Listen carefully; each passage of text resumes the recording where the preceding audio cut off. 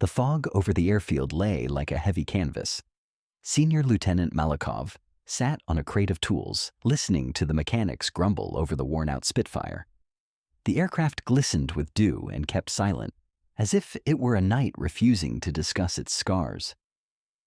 "Your Englishman is dying again," muttered Walter, a captured German mechanic allowed to work under supervision.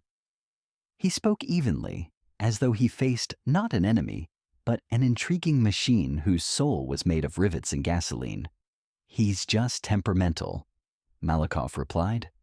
"But in a turn, he moves in ways your Faka could only dream of." Walter gave a thin smile. "The Fok doesn't dance, it hunts. Strong, fast, with an engine that growls like a heated predator. But yes, it lacks lightness."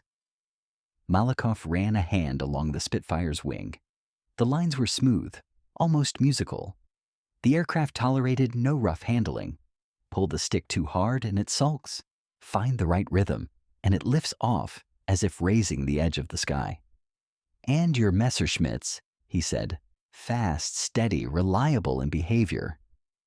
But at low speeds? I doubt they'd find any grace."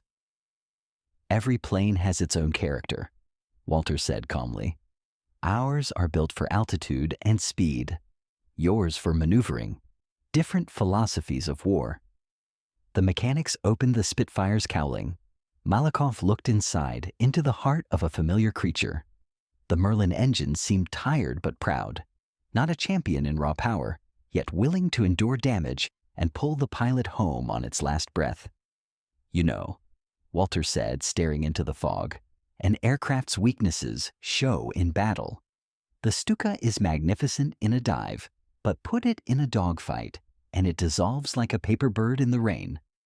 And our flying fortresses are tough until you cut off their tail and scatter the formation," Malikov answered. "Any machine is vulnerable if you catch it at the wrong moment." The fog began to thin, revealing the silhouettes of various aircraft on the field, allied and captured, a strange gallery of metal personalities.